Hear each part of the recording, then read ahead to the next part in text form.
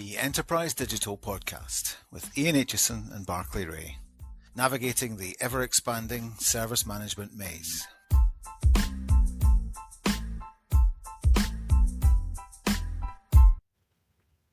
Hello and welcome. It's another edition of the Enterprise Digital Podcast. I think we're at 121 now, or something like that. I was never good at maths. I'm Barclay Ray, and once more, I am accompanied in this quest by Ian Aitchison. Ian, hello. How are you? I'm very well, Barclay. Thank you. Very well indeed today. Well, we're in a sort of new format now, aren't we? People can see us and all sorts, which is probably quite shocking and disturbing to some. But we've got our new theme music, and we're all ready to go. Might have our new theme music, yes. Well, we have got theme music by now that podcast has gone out. Will have, yes. But anyway, funnily enough, at this particular time, it's traditional. It's absolutely baked into our approach that you come up with trivia of some sort, usually odd trivia, I have to say, whimsical and bizarre, whatever. What have you got this week? I have a little bit, because I know we have a fantastic guest coming up as well, so we'll do this one quick. But we always like to start with a little bit of trivia. So, Barclay, let me ask you, have you heard of heterocephalus glaber? No.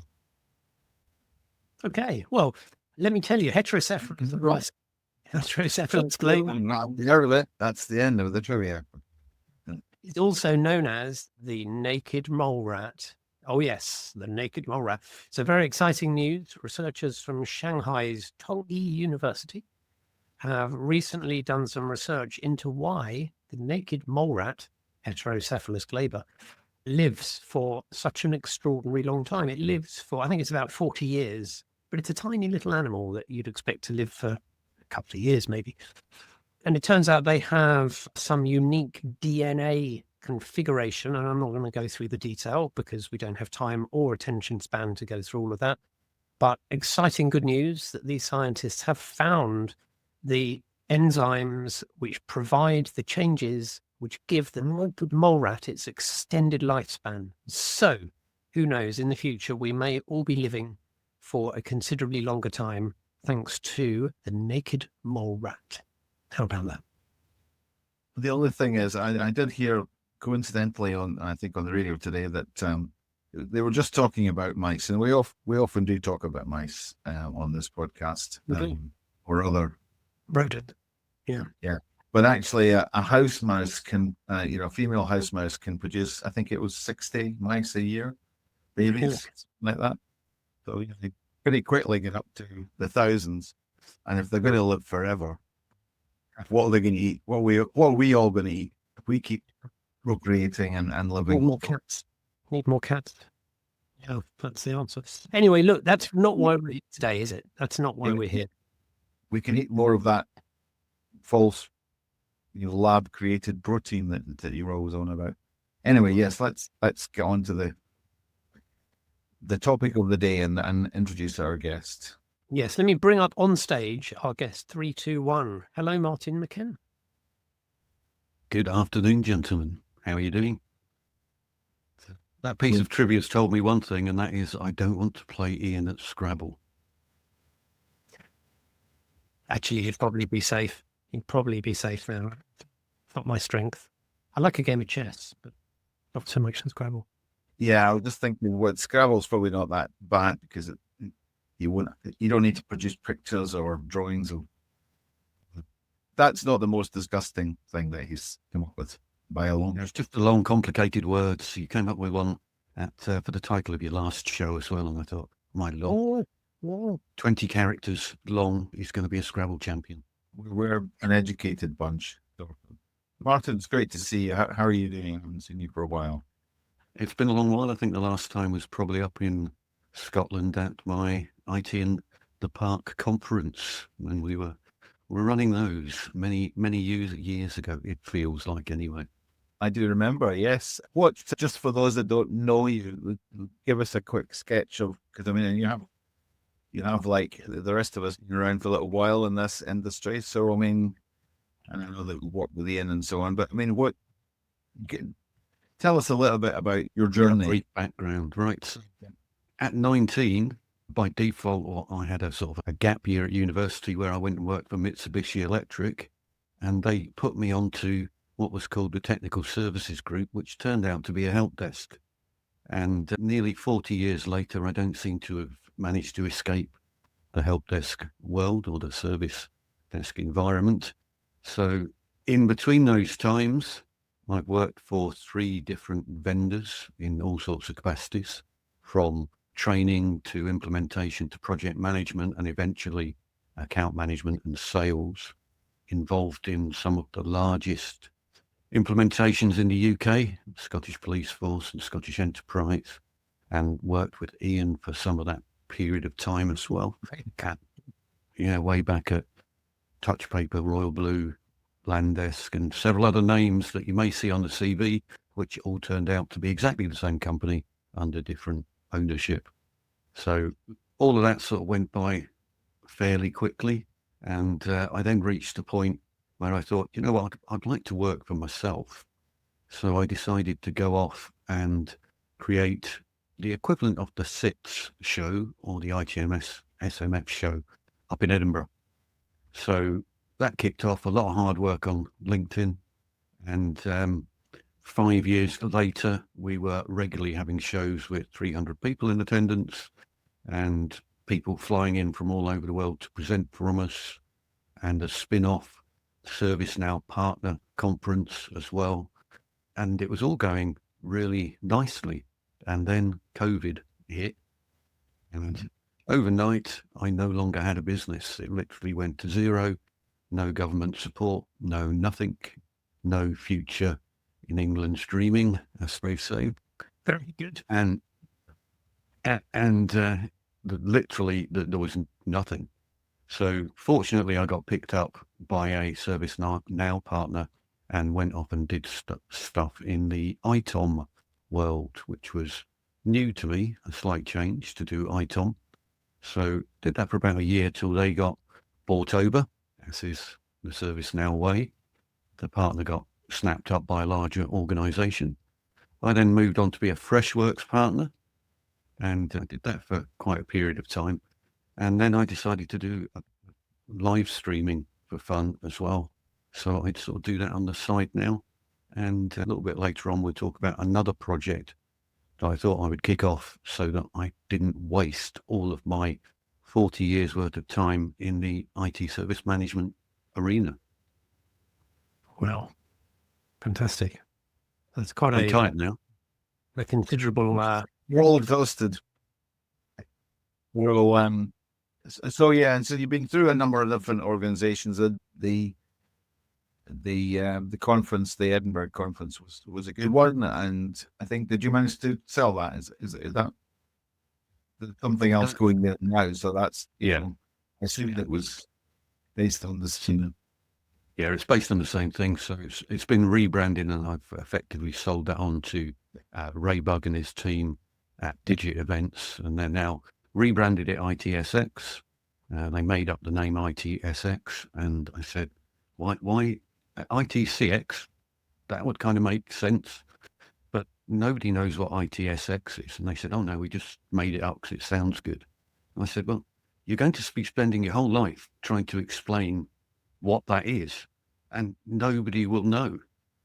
So I guess that's what comes when you have a generic organization running a very specific topic for events, is that they don't quite understand, the context of what different letters might mean. Well, I mean, it's kind of moving anyway, and certainly the market for events is back, maybe not quite at the same level, but we just had a new launch of a branch of SITS in Holland, and some of the European ones, or the smaller ones, but they're still there. They're back as well. ITSM is moving to a bigger venue this year, and so on. So I mean, the market is there. It's great that you got that going up north, and I'm sure we'll back to it. Great to have you on. Nice to see you. We're going to talk about various things in this session. For now, let's stop and have a cucumber and walnut sandwich, and a bag of Cheetos.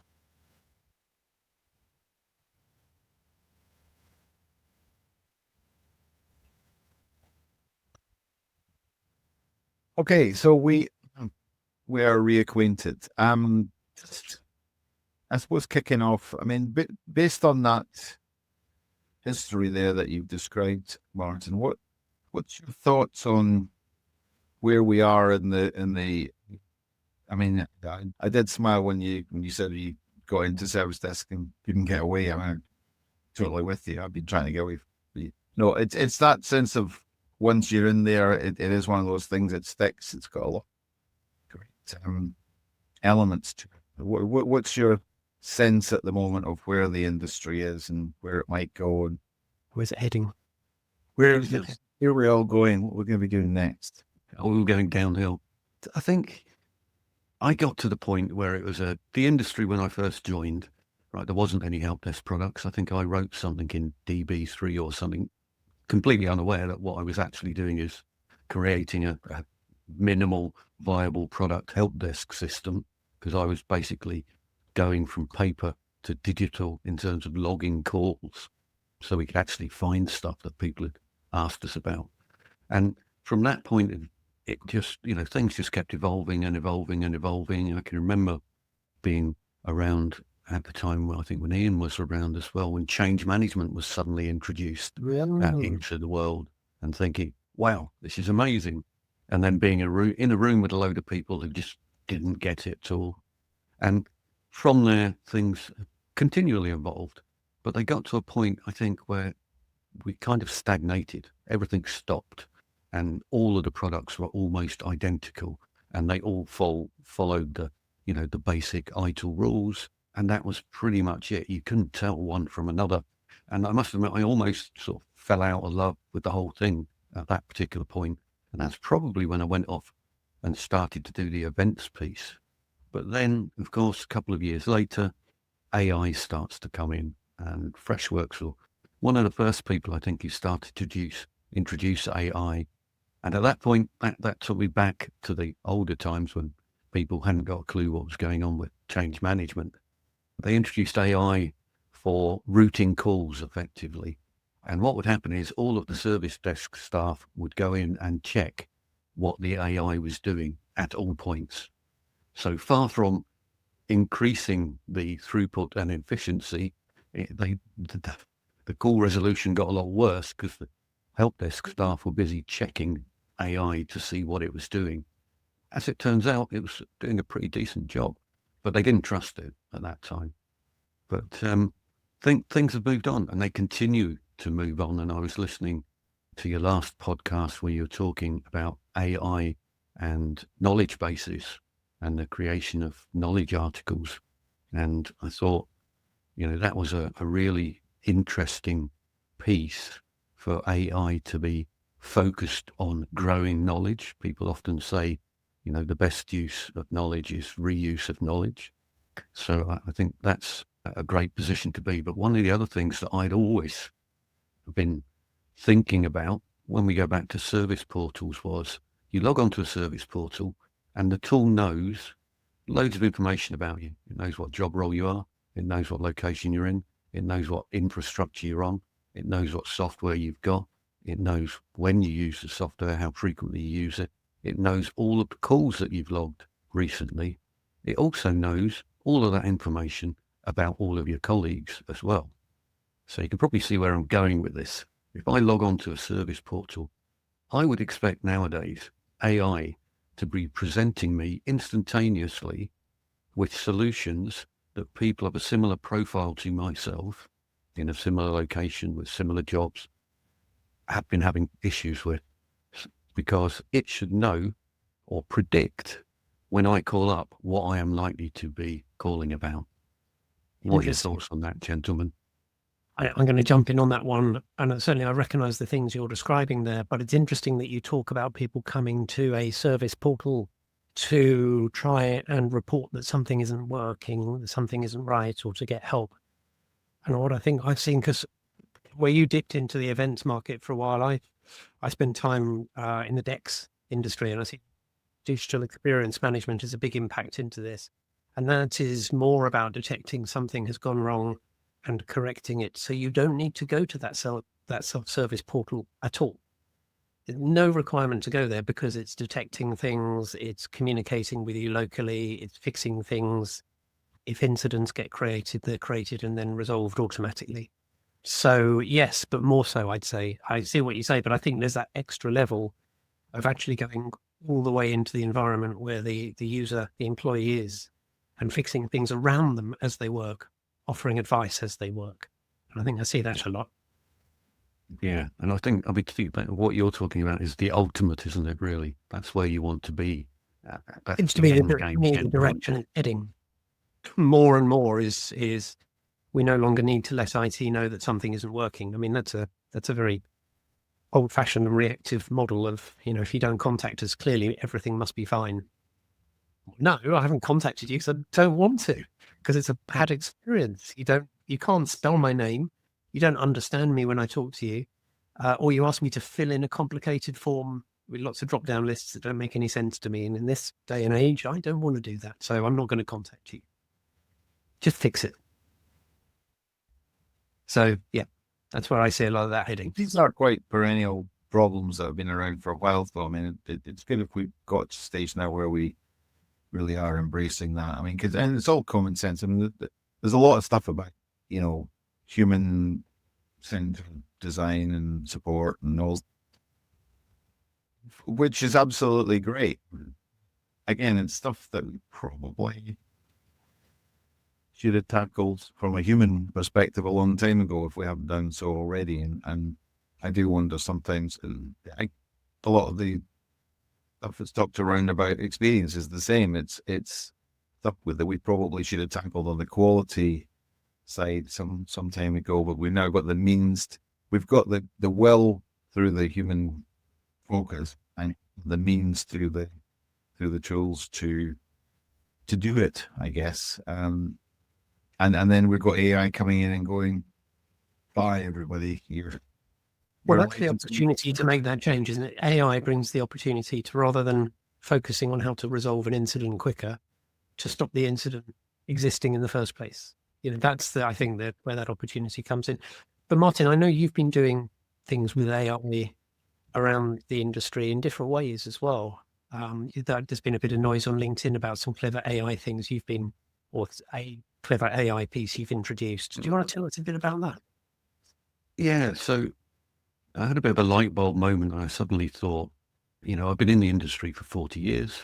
I, like both of you, have been involved in hundreds and hundreds of proposals, requests for proposals, returns of those proposals.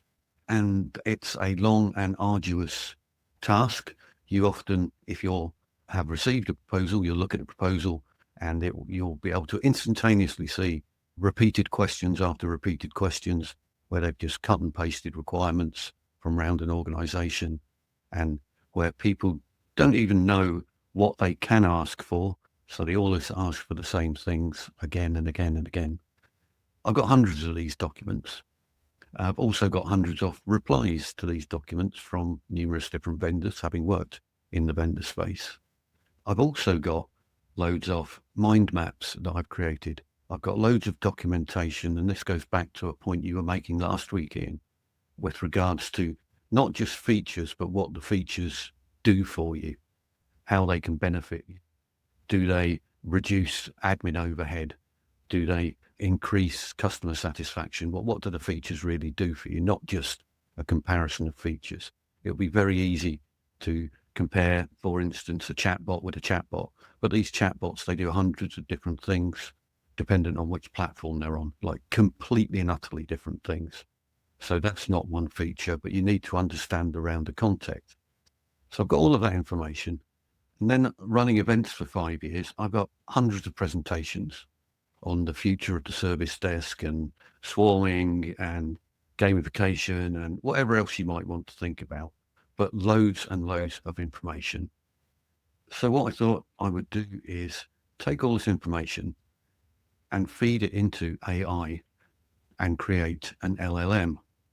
So a large language model, but not just around service desk features, and using all the information that was around already that AI can get to, but to provide context for AI as well.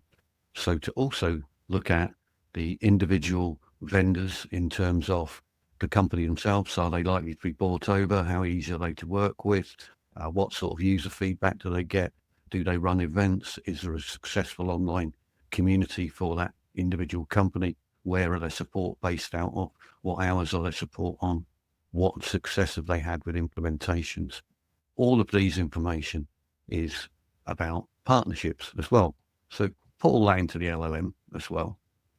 Then do a brief interview with somebody, literally a number of questions asking about size of organizations, your drivers for change, what do you like about your existing product, what don't you like, what would you like to see in the future, where are you going, are you going to enterprise service management or ITOM next, why are you thinking about changing? That's a 30-minute conversation. That's then recorded, transcribed to text, uploaded to AI for context, then I press a button and say, which would be the best three service desk tools for me to have a look at, given everything that you know, and provide me, in the first instance, with a high-level viewpoint. And in the second instance, once we've had a look at that, we can come back and interrogate things further with a specific focus on a specific area. So I did that, and the results were astonishing. So all I can really point at is 2 or 3 people who've come to me and I said, why don't we try this? But before we do, I think it's going to spit out Freshworks or Halo or ServiceNow or whatever. So the biggest plus point for me was when it actually spat out exactly what I thought it was going to spit out as the top tools. But that's because I spent all day, every day for 5 years, purely and utterly looking at tools and all of the latest developments for all of the events I was doing. So what used to take 6 months for people to do and walk around all over the place, I can do it in half an hour conversation and then press a button and wait 10 minutes and a report will come out. So, I mean, in terms of just done this out of a job, by the way, because that's one of the things we do. But I mean, in terms of context, I mean, I like the fact that if you've got context in it, because it's so many of the sources of that information that are out there one way or another completely lack context or completely lack specific, client context and how they would be matched. So there's still room there to tie all that up. I suppose I'd be interested as well. I mean, did it invent any new vendors, hallucination or any of that sort of thing that came as a result of this, or completely? You're right to point out you do need to fact check it, quite definitely. So at one point I'd been looking at, somebody had asked me, he said, contract renewals coming up for ServiceNow. I'm not really thinking of changing, but I would love to have a load of ammunition to take to our negotiation. So I ran through with all of the details that they wanted to, and out came this fantastic looking report at the other end, comparing annual savings for between ServiceNow and this other company. And I'm looking through this report and it's priced in the cost for implementing, in fact, it was Halo. So it priced in the cost for implementing Halo, but it also put in the cost for implementing ServiceNow. So hang on, ChatGPT. We've already got it. We don't need to implement ServiceNow. We don't need to train people on it because we've already got it. And it kind of went, oh, yeah, that's a good point. So We shouldn't have included those costs. That human guidance to just make sure it's on track and doesn't go way off. Yeah. So you're right. It does. It can hallucinate, and you do need to fact check it. I would say 95% of it is correct, and the remaining 5% would be human error anyway.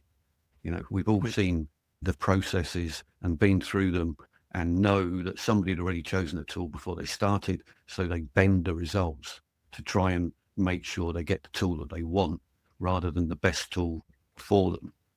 So with that in mind, the heavy lifting is amazing. And for instance, you guys could do the same thing and top up on pumping your contextual information as well. Anybody could go to AI and ask AI, which is the best service desk tool out there? And it will tell them something, but it'll be a load of nonsense because it will have just randomly gone out there and chosen a selection of articles and features, and then with great confidence fling something back at you, which won't be right because it won't have the context. And this is what our friends at Gartner will say as well. We often mention Gartner. When you approach them and say, should I buy the Magic Quadrant leading, there isn't a Magic Quadrant for ITSM anymore, but should I buy the leading Magic Quadrant vendor? And Gartner will always say, no, you should buy the vendor that's the best fit for you. That may not be the leader. They may not be the best fit for you. You should look at all of the leading or all of those that are reported so you can understand which is the best fit. And I guess that would apply because selecting a tool, it's not purely binary numbers, and whichever has the highest number must therefore be the best one. There are so many other factors. You mentioned things like support, geographical location, language coverage, relationship, right? I mean, guess Barclay, you must see that a lot in many of the things you do. The relationship in a vendor and a customer is really important, isn't it? Well, it is, and was also, I mean, I think the thing I like is that you said the heavy lifting part, is that there's a lot of that data manipulation stuff that we still do. We don't do a huge amount of it, but we do a reasonable amount. And if it can be done very quickly, then it really helps because there's one at the moment where we're dealing with an organization. There's like lots and lots of different tools that are there in different parts of the organization already. And some of them have just put them in. So they're like, we're okay. We don't want anything new, but at the corporate level, they're going, well, yes, you do.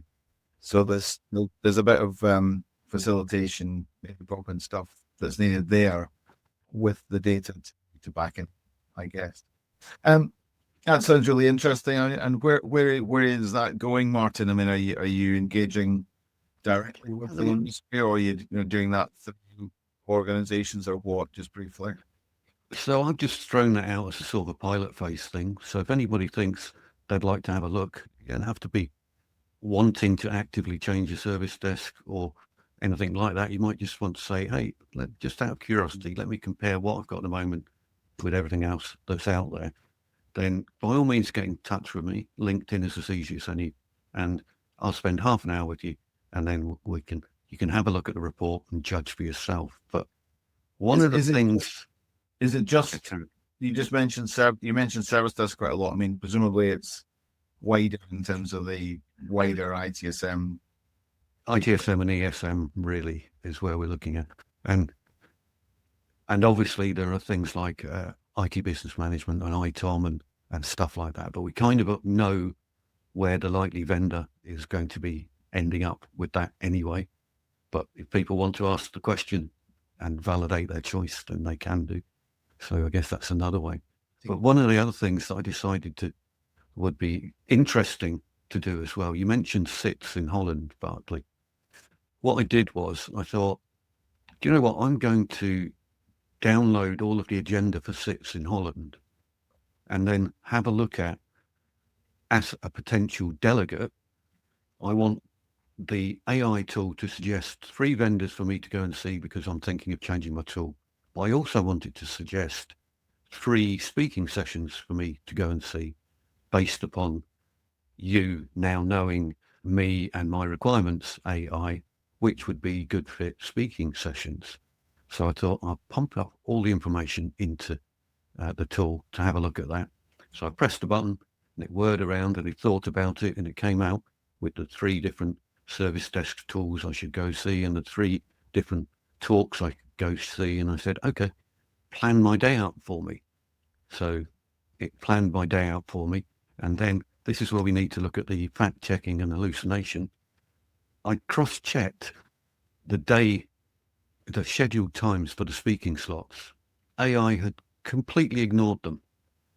So the day planner it had given me, although it looked fantastic on paper, was completely useless because it just ignored the speaking times.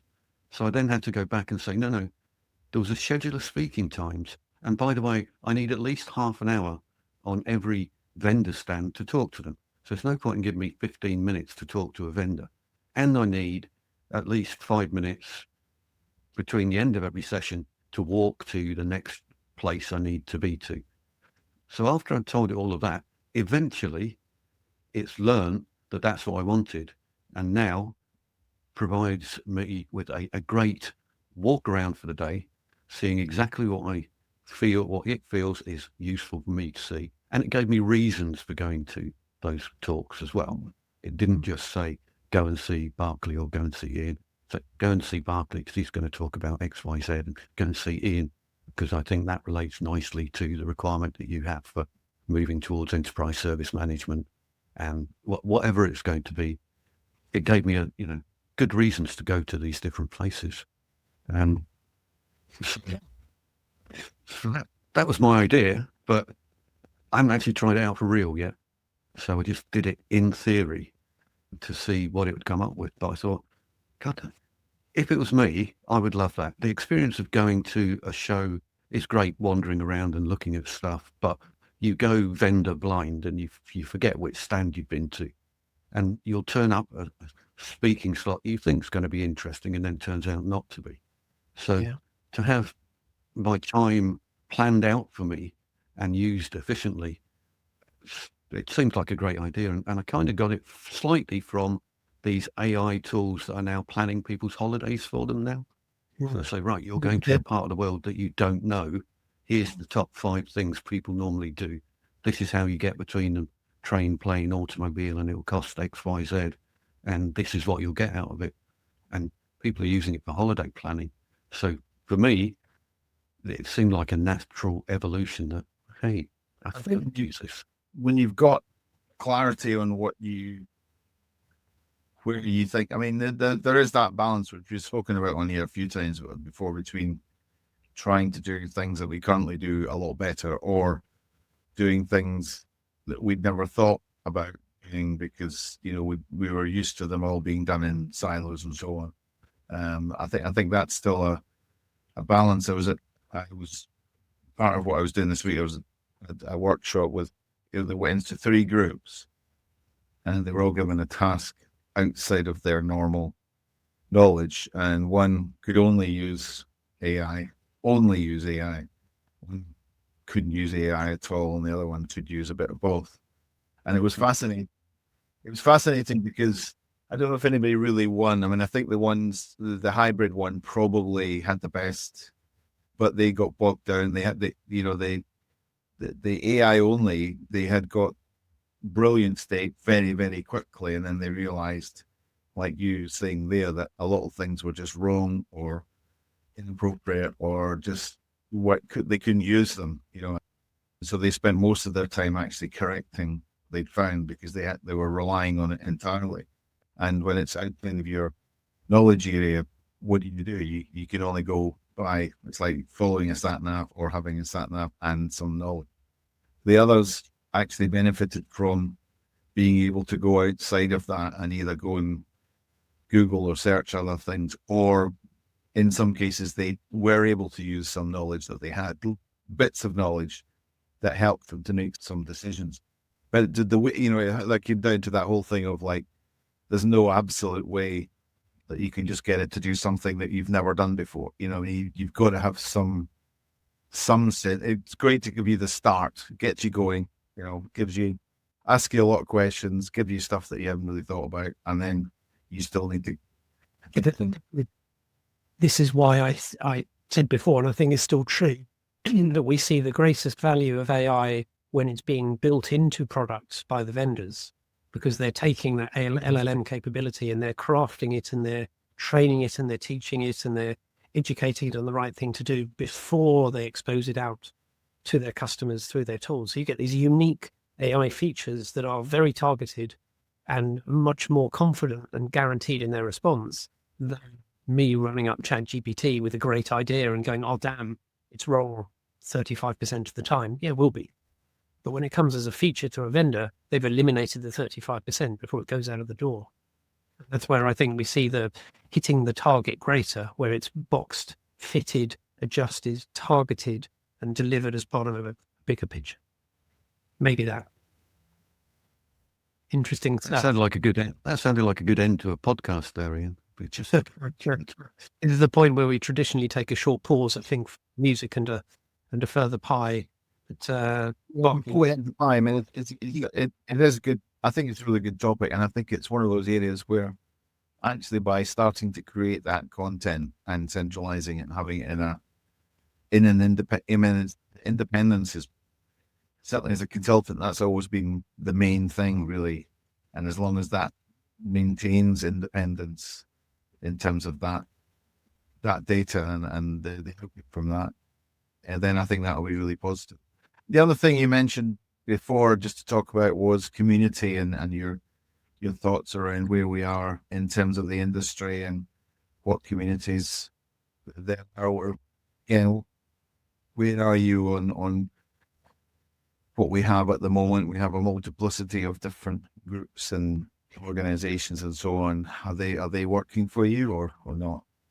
Yeah, well, I think, we've been across all of those different groups and different periods of time. Never actually been head of the group like you have, Barclay, but, I've been member and attending in various different locations. But I think that for me, having moved over and done stuff in sort of the live streaming world for a little while, the communities there are outstanding, absolutely outstanding. I don't see why in the IT world we shouldn't have the same online communities. So not necessarily the events side of things in terms of face-to-face events. I think a lot of those are still going on, and as we discussed off camera a little earlier, are growing greatly, and people like to meet people. But I think that there's a great opportunity there with the wealth of knowledge that we have across the world for people to get together in virtual environments and to communicate, not just on a recording like we're doing today, but a live stream as well. So live interactions, not just comments, but live interactions. So I can certainly build all sorts of graphs and word clouds and all sorts directly into what appears to be just a Zoom call for everyone else who's joining. But suddenly they're getting all sorts of interactions that's asking them, whereabouts are you in your journey? Whereabouts, what are your opinions on the latest AI tool from XYZ vendor? I think there's a great opportunity for somebody to build the online community. Which organization that falls to, I don't know. It's a huge overhead for any individual to start it. Although I know Claire Agata's done a great job with her Siam community, but there's some great online platforms like Circle, for instance, that will allow that sort of interaction and help the wider community. So I guess I'm just looking to find out whether anybody is actually going to do that for this marketplace. It's challenging, and for a number of reasons. I mean, obviously, Matt Berend has done a lot in the last couple of years, and his approach to that is very, very laudable, and he puts a lot in. He still works for a vendor, and there's obviously a challenge there in terms of his time and how that works. He's done it very well, and because the whole thing isn't driven by the vendor, but anybody else. I mean, I know from my own experience that, when you do try and, because over the years I've tried to do things to bring certain communities together with some of the membership organizations and so on. It's difficult, but because everybody's got an agenda, and certainly in terms of funding, it's very difficult to get going unless you've got sponsorship. And the sponsorship is very often the thing that challenges it, because the sponsor wants something to happen. So it does take more than, and I think it should be noted, and certainly in some of the other organizations, certainly that I work with, that there are opportunities to do that, where you've got a global presence and you've got a global product and all those kind of things. doing it purely on community. When I ran ITSMF, everybody thought it was a kind of a free for all, that it's free, and actually we had to pay people and we had to do things, balance the books and all that sort of thing. And it was really, really tough, doing it once, and you'll know from doing events, you do a good one and then you got to do another one and keep it going and all that sort of thing.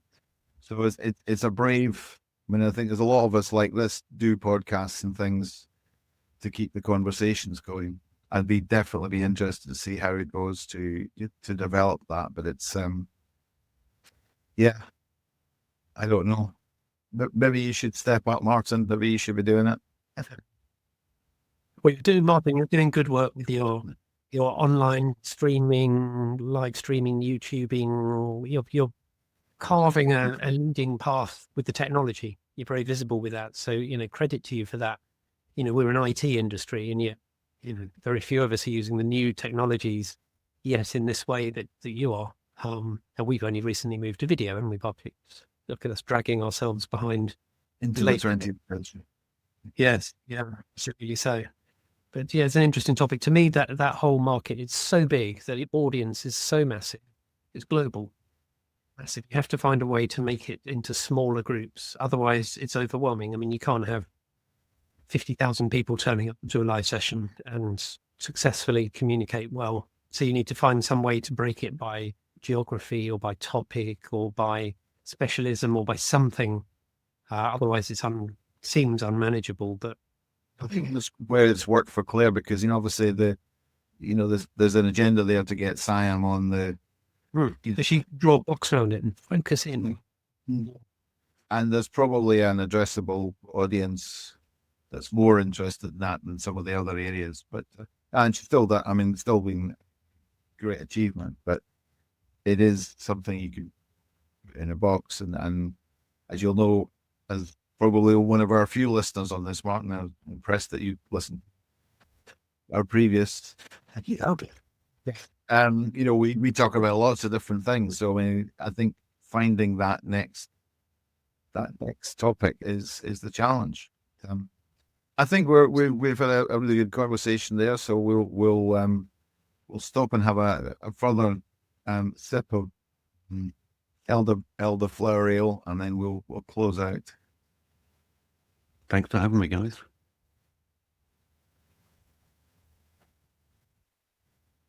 Right. Well, we've had a really good conversation there. Martin, thank you very much for joining us. It's been great to see you again, and really interesting stuff around about the AI. How do people get hold of you? What's the easiest way to find you? I think the easiest way is probably just on LinkedIn. I'm on LinkedIn all day, every day. At least I'm not looking at it all day, every day, but it's on my Chrome browser at all times, I think. So I will see any direct messages or contact requests on LinkedIn. So yeah, just go for LinkedIn. I think that's the easiest bit. And you'll find out from my profile what is the latest on what I'm doing on LinkedIn, and any LinkedIn lives I'm doing, or any webinars or anything like that. So yeah. And presumably the LLM, ITSM brain stuff. ITSM brain. So, yeah, you'll find a little bit. It's called ITSM brain. Yeah. Correct. Yes. Yeah. Okay. Not Brian. Yeah. What the hell's Brian? Right. We're going to ask Ian then, because normally we used to ask people, Yeah. So Ian, what's your random final question for Mark? I do have one, Martin. We worked together many, many years ago, and I do seem to remember at that time we used to talk occasionally about your musical roots. I'm sure you enjoyed many a party and a nightclub when you were young and foolish. So if my memory is right, and that was you, I think it was, I'm going to ask you to recommend a piece of 90s music, 80s or 90s music to our listeners that you think they should listen to. That's a great example of the music of that time. A great example of the music of that time. Gosh, I'm going to say, well, actually, do you know what? I'm just going to say listen to the early Depeche Mode stuff. Just can't get If you enough. want to, yeah, just can't get enough. So really at the roots of music at that time, they were entering a brand new phase, and we're talking about brand new phases all the time. So that's them moving into electronic music. Very, very simple rhythms and amazing results with some very, Vince Clarke in particular, incredibly talented people. So listen to early Depeche Mode. Very good recommendation. Very good. I agree. Indeed, and that I was going to say, is that with Vince Clarke or without Vince Clarke? But you think With Vince Clarke, because that's where they started. He didn't actually stay with them that long, actually. But yeah. Okay, great stuff. Well, thank you very much for your contribution. Really interesting, and we'll keep an eye on what's happening on LinkedIn and see where all that goes. Ian, thank you as ever, and we'll see you again on the next time on the Enterprise Digital Podcast. Thank you. Cheerio.